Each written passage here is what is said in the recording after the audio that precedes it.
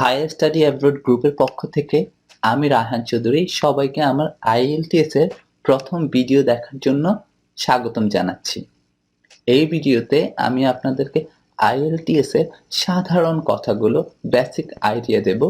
তো যারা আইএলটিএস সম্পর্কে কিছুই জানেন না তারা আইএলটিএস পরীক্ষা কেমন হয় এ সম্পর্কে সাধারণ ধারণা পাবেন এবং পরের ভিডিওগুলোতে আমি বিশদ আলোচনা করব প্রতিটি বিষয় নিয়ে বা প্রতিটি সেকশন নিয়ে। তো শুরু করা যাক। আইএলটিএস পরীক্ষা মানে কি? আইএলটিএস পরীক্ষা মানে হলো যে international English language testing system. আর এই পরীক্ষার মাধ্যমে আপনি ইংরেজি কতটা জানেন, কেমন জানেন সে নিয়ে আপনার পরীক্ষা করা হয়। আপনার ইংরেজি দক্ষতা কেমন সে পরীক্ষা করা হয়। আর এই দক্ষতা মাপা হয় ইংরেজি 4টি বিষয়ের উপর। এই 4টি বিষয়কে আমি বলবো WRLS। তো WRLS মানে আমি কি বোঝাতে চাচ্ছি? মানে হলো যে 4টি স্কিল যেগুলো আইএলটিএস টেস্টে পরীক্ষা করা হয়। W মানে হলো রাইটিং, লেখা। R মানে হলো রিডিং, পড়তে হবে। L মানে হলো লিসেনিং, আপনাকে শুনতে হবে ইংরেজিতে। এবং S মানে হলো স্পিকিং, আপনি কারোর সাথে ইংরেজিতে কথা বলতে হবে। তো আমি এখন শুরু করব রাইটিং দিয়ে। রাইটিং এর জন্য আপনারা সময় পাবেন 1 ঘন্টা।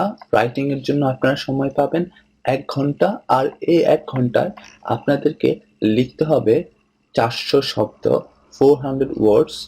আর আমি বলে রাখি, এখানে আপনারা 2টি টাস্ক করতে হবে। একটি টাস্কে বলবো যে আমরা টাস্ক 1 এবং আরেকটি টাস্কে বলবো আমরা টাস্ক 2। সো রাইটিং এ টাস্ক 1 এবং টাস্ক 2। টাস্ক 1 হলো যেখানে আপনি 20 মিনিট সময় পাবেন এবং এই ক্ষেত্রে আপনাকে 150 শব্দ লিখতে হবে। আরো একটু কথা বলে রাখি, টাস্ক 1 এ আপনি যে কোনো ছবি, চার্ট, গ্রাফ অথবা কোনো প্রসেস অথবা কোনো গ্রামের ছবি দেয়া থাকবে। টোটাল কথা একটা ছবিকে আপনি 150 শব্দ দিয়ে ইংরেজিতে লিখতে হবে। আর একেই আমরা বলবো টাস্ক 1। সো আমরা জানলাম টাস্ক 1 এ আপনাকে লিখতে হবে 150 শব্দ এবং একটি ছবি দেখে দেখে সেই 150 শব্দ লিখতে হবে। যা মানে হলো আপনি একটি ছবি বর্ণনা করতে হবে 150 শব্দ দিয়ে। তো টাস্ক 1 আলোচনার পর আমরা এখন আলোচনা করব টাস্ক 2। টাস্ক 2 হলো আপনি 40 মিনিট সময় পাবেন এবং এই 40 মিনিট সময়ে আপনি লিখতে হবে 250 শব্দ। 250 শব্দের একটি ইংরেজি রচনা লিখতে হবে এবং সময় পাবেন আপনি 40 মিনিট। আর এই রচনা লেখার জন্য আপনাকে যে বিষয় থাকতে পারে সে বিষয় হলো আপনাকে কোনো বিষয়ের উপর আপনার মত দিতে হতে পারে। আপনি যুক্তি তর্ক দিয়ে আপনার সেই মতটাকে আপনি যতটুকু পারেন স্ট্রং করবেন আপনার মতো যুক্তি তর্ক দিয়ে।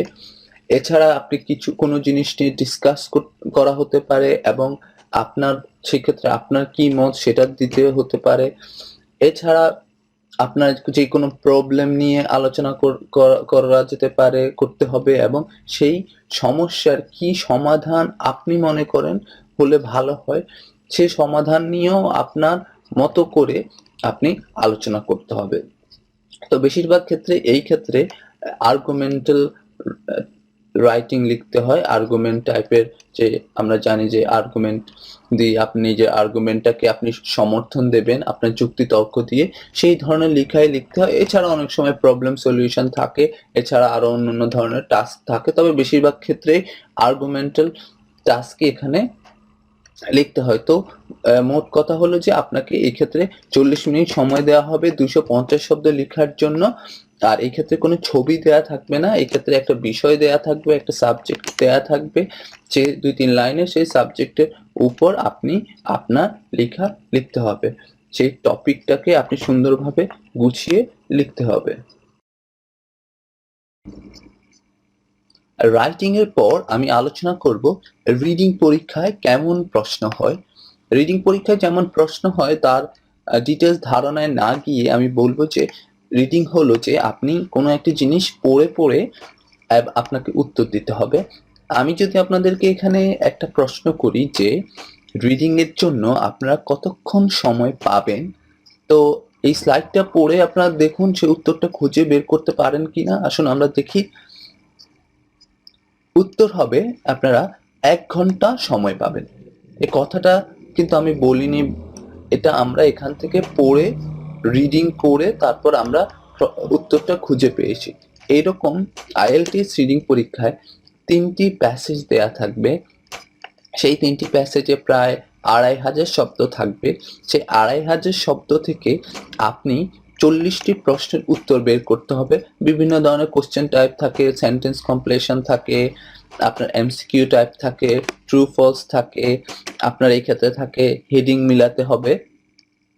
তো এইসব ডিটেলস আমি পরে আমার রিডিং ক্লাসগুলোতে আলোচনা করব। কিন্তু কথা হলো যে আপনি রিডিং পরীক্ষার জন্য ১ ঘন্টা সময় পাবেন, ৪০টা প্রশ্নের উত্তর দিতে হবে এবং সেটা ৩টা প্যাসেজ দেয়া থাকবে। সেই ৩টা প্যাসেজ থেকে আপনি খুঁজে বের করতে হবে। আর রিডিং পরীক্ষায় যেটা খুব সমস্যা সেটা হলো সময়ের ব্যাপারে আপনাকে খুবই সাবধান থাকতে হবে। তো তবে যেটা আসার কথা সেটা হলো যে রিডিং পরীক্ষার সকল উত্তরই আপনার চোখের সামনে ওই দেয়া আছে প্যাসেজগুলোতে। তো আপনি যদি একটু প্র্যাকটিস করে নিজেকে প্রস্তুত করে নিতে পারেন, আমার মনে হয় রিডিং পরীক্ষা আপনার জন্য খুব সহজ হবে।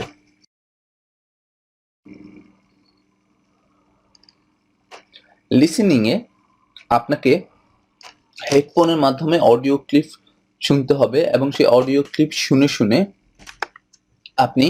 আপনি বিভিন্ন ইংরেজিতে অডিও ক্লিপ শুনবেন এবং ইংরেজি কথা শুনে আপনি বিভিন্ন তথ্য পূরণ করতে হবে। এই ক্ষেত্রে যেমন আপনাকে একটা ফোন নম্বর লিখতে হতে পারে, কারো বাসার অ্যাড্রেস লিখতে হতে পারে।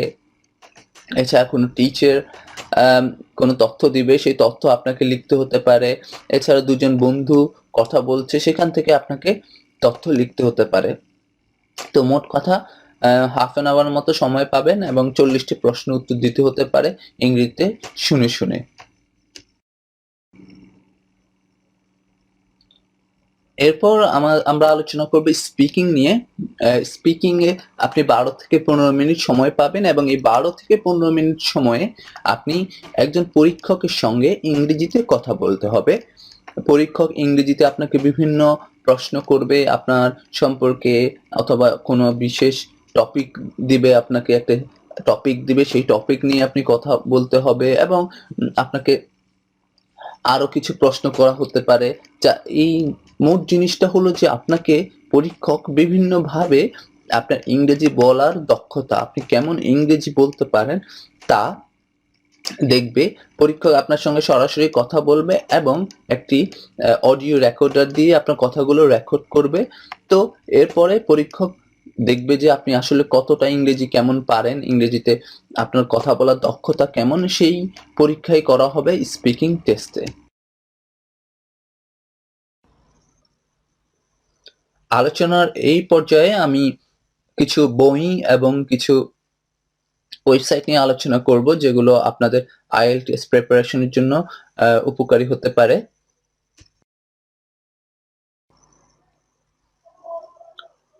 IELTS সহ ইংরেজি যেকোনো পরীক্ষার জন্য আপনার গ্রামার খুব ইম্পোর্টেন্ট, ভোকাবুলারি ইম্পোর্টেন্ট। তো আমি বলব যে আপনারা IELTS পরীক্ষার জন্য যে IELTS এর যে বইগুলো আমি দেব, সেই বইগুলো যে আপনারা ফলো করতে হবে এমন কিছু না।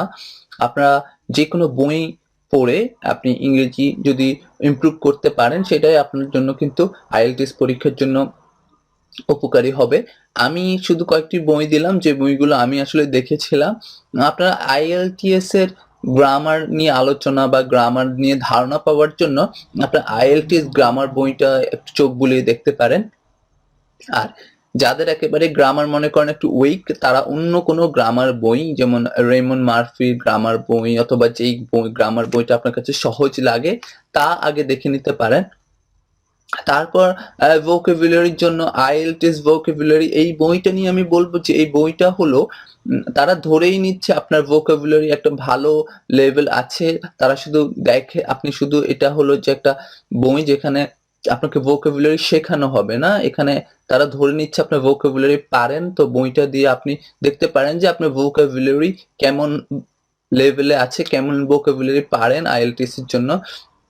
তো এই বইটা প্র্যাকটিস করার আগে আপনারা কিন্তু সাধারণ vocabulary, কঠিন কিছু না, সাধারণ কিছু vocabulary যা আপনারা নিউজ পেপার পড়ে বা ম্যাগাজিন পড়ে একটু ইমপ্রুভ করে নিতে পারেন। আপনারা কিছুদিন vocabulary বা যে ইংরেজি শব্দগুলো আমরা ছোটকাল থেকে শিখেছি সেগুলোই আমরা একটু ব্রাশ আপ করে নিতে পারি।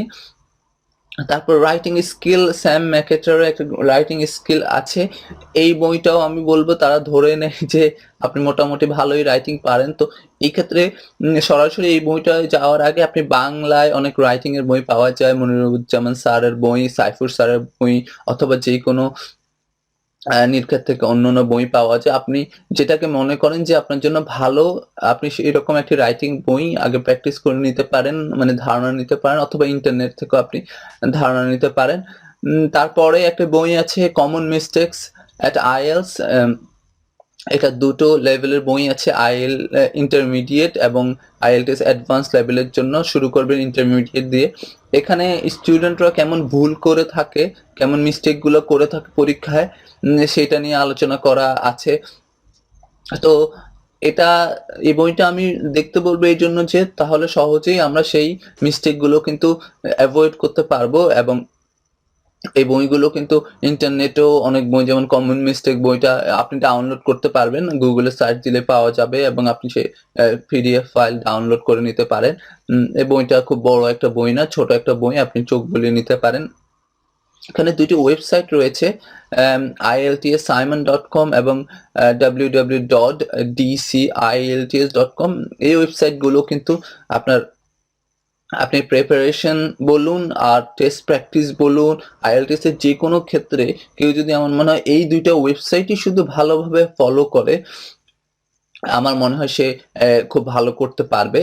তো আর যারা বাংলাদেশে আন্ডারগ্রেড শেষ করেছেন তাদেরকে আমি বলবো যে আপনি প্রিপারেশনের জন্য এত বই এবং সময় ব্যয় না করে সরাসরি আপনি আইএলটিএস টেস্ট কেমন হয় তা দেখার জন্য এখান থেকে আমি যে 5টি বইয়ের কথা বলেছি সেটা থেকে যে কোনো একটি বই আমি রেকমেন্ড করব।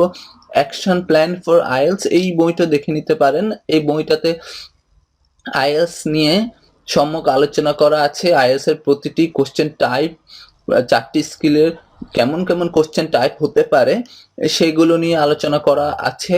তো আপনি এই অ্যাকশন প্ল্যান ফর আইএলস এর সঙ্গে যে কোনো একটি ভালো রাইটিং এর বই যদি প্র্যাকটিস করেন আইএলটিএস টেস্টের ধারণার জন্য, আমার মনে হয় এরকম 2টি বই, এখান থেকে যে কোনো একটি বই এবং রাইটিং এর জন্য ভালো একটি বই যদি আপনি প্র্যাকটিস করেন, আর রাইটিং এর জন্য যদি আপনি কোনো বই প্র্যাকটিস না করে ইন্টারনেট থেকে হেল্প নিতে পারেন। আমি এর আগে 2টি ওয়েবসাইটের কথা বলেছি, এই 2টি ওয়েবসাইটে কিন্তু রাইটিং নিয়ে আলোচনা করা আছে, আপনারা দেখতে পারেন। অথবা আমার ভিডিওগুলো যদি পরবর্তীতে আপনারা দেখেন, আপনারা কিন্তু আপনারা আইএলটিএস টেস্ট পরীক্ষায় ভালো করতে পারবেন। তো আমার কথা হলো যে আপনারা এখান থেকে যে কোনো একটি বই এবং রাইটিং এর জন্য কিছু রিসোর্স ফলো করতে পারেন যারা অলরেডি আন্ডারগ্রেড শেষ করেছেন অথবা মনে করছেন যে আপনার ইংরেজি ভালো। তো আইএলটিএস টেস্ট কেমন হয় সেটা ধারণা নেওয়ার পর আপনারা এবং রাইটিং এ আপনারা শেখার পর যে কিভাবে লিখতে হবে শেখার পর আপনি সরাসরি চলে আসতে পারেন আইএলটিএস এর রিয়েল টেস্টে যেরকম পরীক্ষা হয় সেই রকম মক টেস্টের জন্য ক্যামব্রিজ সিরিজের 1 to 9 9টা বই রয়েছে। এই 9টা বই খুব সমাদৃত আইএলটিএস টেস্ট পরীক্ষার প্র্যাকটিস টেস্টের জন্য। তো আমি বলবো অনেকেই কিন্তু 9টি বই প্র্যাকটিস করে, অনেকে শুধু একটি বই প্র্যাকটিস করে, অনেকে 2টি বই প্র্যাকটিস করে। এই ক্ষেত্রে আমি বলবো যে আপনি যদি মনে করেন যে হ্যাঁ আমি পারবো এবং আপনি ইংরেজি পড়তে পারেন, ভালো বুঝতে পারেন, যারা বাংলাদেশে আন্ডারগ্রেড শেষ করেছেন ইংরেজিতে তারা সাধারণত আমার মনে হয় 5 বা 6, ক্যামব্রিজ 5 ও 6 থেকে 9 এরকম 3-4টা বই যদি প্র্যাকটিস করেন সেক্ষেত্রে আমার মনে হয় ইনাফ। এছাড়াও কেউ যদি চান যে সবগুলোই করবেন 1 to 9, এছাড়া আমি কিছু অন্যান্য নাম দিয়েছি, এই বইগুলো আপনারা দেখে নিতে পারেন। এখানে সবগুলোই কিন্তু মক টেস্ট দেয়া যায়, সো আপনারা এগুলো দিয়ে আপনাদেরকে যাচাই করে নিতে পারেন কেমন স্কোর আসে।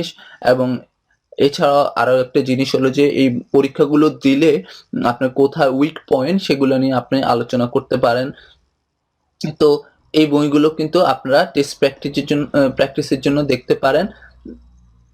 এছাড়া অফিসিয়াল আইএলটিএস প্র্যাকটিস ম্যাটেরিয়ালস আছে, অনেক ধরনের ম্যাটেরিয়ালস আছে ক্যামব্রিজ 1 to 9 ছাড়াও, সেইগুলো আপনারা দেখতে পারেন। আপনারা এই বইগুলো নীলক্ষেতে পাবেন। এছাড়া ব্রিটিশ কাউন্সিল থেকে একটি লিস্ট দেয়া থাকে নীলক্ষেতের বই দোকানগুলোতে যে কোন কোন বইগুলো IELTS এর জন্য দরকারি। সেখান থেকে দেখে দেখে আপনি আপনার সময় যদি থাকে আপনি কিছু বই কিনে প্র্যাকটিস করতে পারেন। তবে আমার মনে হয় এখান থেকে ক্যামব্রিজ সিরিজ এবং এই বইগুলোই যদি আপনি প্র্যাকটিস করেন, এগুলোই আপনার প্রিপারেশনের জন্য ইনাফ। তো ধন্যবাদ সবাইকে যারা আমার ভিডিওটি এতক্ষণ কষ্ট করে দেখেছেন। এখন আমি আবার একটু সংক্ষেপে সামারি করব আমরা আজকে কি কি দেখলাম। আমরা আজকে দেখলাম WRLS মানে রাইটিং, রিডিং, লিসেনিং এবং স্পিকিং পরীক্ষা সম্পর্কে সাধারণ ধারণা। এগুলো নিয়ে আমি পরবর্তীতে আরো আলোচনা করব, বিশদ আলোচনা করব। তো এছাড়াও আমি বই নিয়ে একটা কথা বলতে চাই যে যারা আমি যে বুকস গুলো রেকমেন্ড করেছি সেগুলো যে আপনি প্র্যাকটিস করতে হবে তা না। আপনি আপনাকে যে বইগুলো পড়ে আপনি মনে করেন আপনার জন্য ভালো হবে, এছাড়া বাংলাদেশে অনেক বই পাওয়া যায় বাংলায় লেখা, মনিরুজ্জামান স্যারের, এছাড়া সাইফুর স্যারের। তো আপনার কাছে যেই বইগুলোই আপনার মনে হবে যে আপনার জন্য ভালো, আপনি বইগুলো পড়ে কমফোর্ট ফিল করেন, আপনার কাছে ভালো লাগছে, সেই বইগুলোই আপনি প্র্যাকটিস করতে পারেন। এছাড়া যে কোনো বই না কিনেও ইন্টারনেট থেকে ডাউনলোড করে অথবা ইন্টারনেটে বিভিন্ন ওয়েবসাইট ব্যবহার করে কিন্তু আপনি পরীক্ষায় ভালো করতে পারেন। আমি শুধু এই বইগুলো দিয়েছি জাস্ট একটা গাইডলাইনের জন্য, যারা বই কিনতে চান তাদের জন্য আমি এই বই লিস্টটা দিয়েছি। তো আমি আশা করব আপনারা আমার সঙ্গে থাকবেন এবং আমার IELTS এর যে কোনো প্রশ্ন যদি আপনাদের করতে চান সেই প্রশ্নগুলো আপনারা আমাকে কমেন্টে দিতে পারেন অথবা আমাকে মেসেজ করে জানাতে পারেন। আমি চেষ্টা করব আপনাদের সকল উত্তর দেওয়ার জন্য। তো ধন্যবাদ সবাইকে আমার এই ভিডিও দেখার জন্য। আর আমি আপনাদের জন্য একটি কুইজ আপলোড করেছি যেখানে আমি আপনাদেরকে কঠিন কিছু করতে হবে না, যেখানে আপনারা কিছু পড়বেন যাতে আপনাদের ইংরেজি রিডিং উন্নত হবে। এবং এটা হলো যে গ্রামার সম্পর্কে আমি সাধারণ ক্লজ কি, ফ্রেজ কি, এগুলো নিয়ে একটা লিঙ্ক দিয়েছি। আপনারা এই লিঙ্কটা পড়বেন এবং পড়ে তারপর কয়েকটি 5-6টি ছোট ছোট কোশ্চেন আছে, সেগুলোর উত্তর দেওয়ার চেষ্টা করবেন।